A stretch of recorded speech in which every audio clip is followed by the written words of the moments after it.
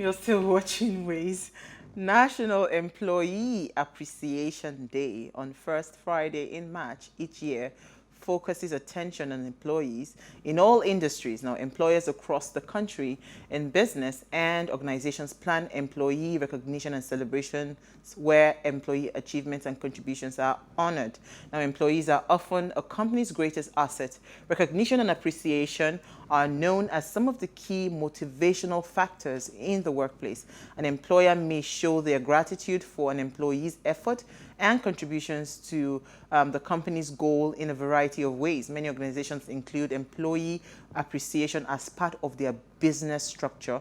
It shows how much they value their employees and keep morale high in the workplace. Now, employers who express employee appreciation tend to increase employee job satisfaction as well. So happy Employee Appreciation Day.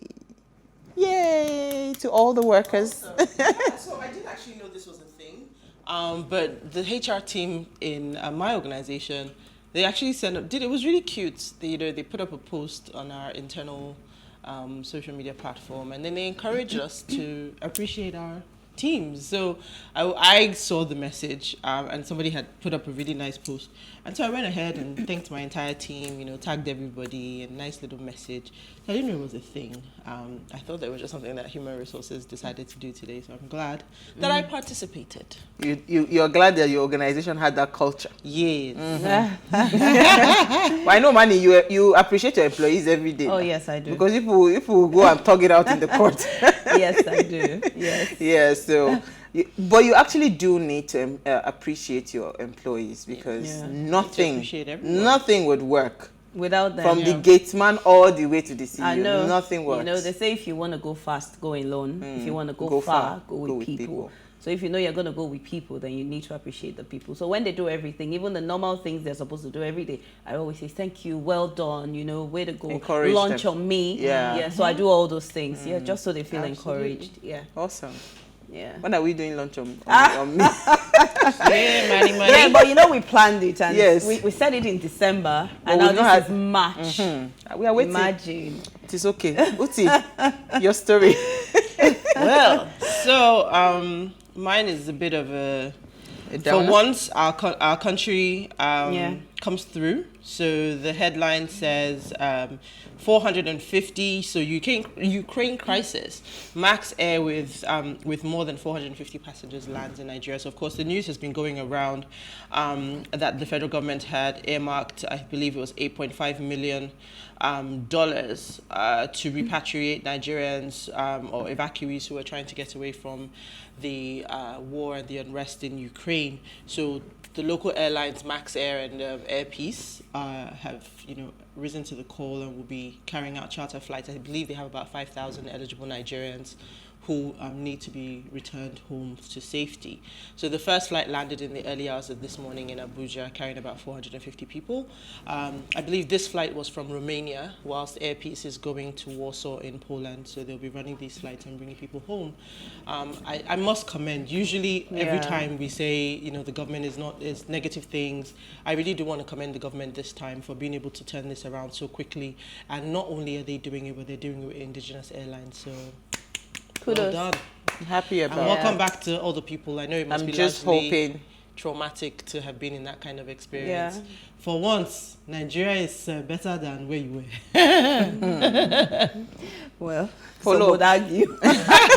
Well, interesting, right? Because did you see the thing about the Nigerians who were rushing to the embassy to go and fight for? I was just going to say that. Yes, I saw the have post. Someone who wants to go as well. I have a friend who has said he's going to go.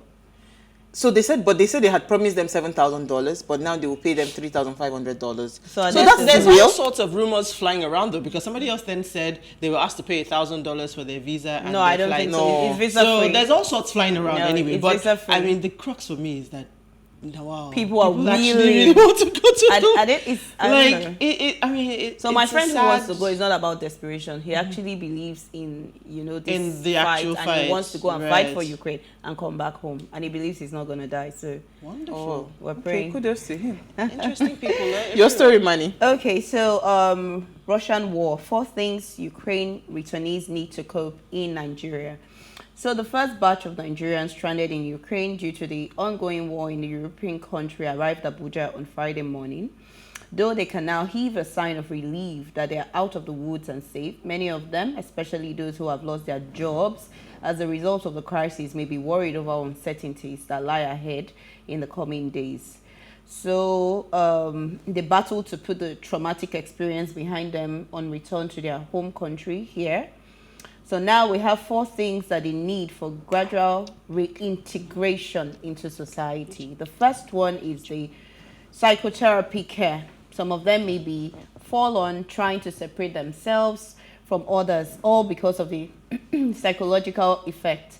They need psychotherapy because of the war they have experienced and because of the socioeconomic factor in terms of how they met the countries. The second one is emergency care, such as health, feeding, and temporary accommodation for returnees who might not be able to reunite with their families immediately. Then we have the third one being determination. So this is the will to survive and make it against all odds. Then the fourth and the last one is the social support. So the government may have to find means of stabilizing the returnees, many of whom have returned to the countries unfulfilled after leaving the country to Ukraine in search of greener pastures. And then we see that most of them had to sell lands, houses, cars, everything just to go to Ukraine. And now they've lost everything in Ukraine, maybe, and they have to come back home. So it's going to affect them, you know. Life can be risky. Very, very Life risky. is actually a risk. In fact, life is not just a risk. Living in Nigeria, being a Nigerian is a big risk.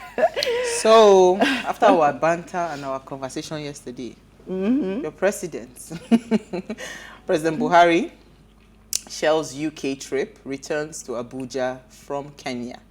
Where did Kenya enter the mix now is what I do not know. So the president returned today after attending United Nations Environmental Program in Nairobi, Kenya. This is contrary to the plan in an earlier press statement from the presidency that stated that the president was proceeding to London for a medical checkup. Now, President Buhari has returned to Abuja after his participation at the 50th anniversary of the UN Environmental Program in Nairobi, Kenya. A presidential aide that Buhari Salau posted on Friday. However, in the statement by Femi Adesina, the media assistant to the president, Buhari was expected to spend 2 weeks in London for a medical checkup. So, how the switch happened, we do not know, but we're happy to have him back. Yeah, it's FYI. Uti, why are you eyeing me? No, we just want you to just say things the way they are. Don't call my name, please. No, but you know the one shouting yesterday. No. See, we will keep on talking. Don't call They should be coming back. Let us all be in the Nigeria together. We want to be seeing each other's face. Yeah. So the question is, if it's in Nigeria, if it's in the UK, how does it change anything? I know it doesn't, but be in Nigeria. Let's be seeing our face. Let's be looking at each When other. he's in Nigeria, do you see his face? I don't. It doesn't matter, but we know that It it's in doesn't Nigeria. make any difference. It doesn't make any That's why I said difference. that. Don't call my name. Don't call my name. You'll be all right. All right, so we'll take a break now. When we return from the break, we want to talk about partnerships, right, in Nigeria. Why partnership fail in business. Stay with us. We'll be right back.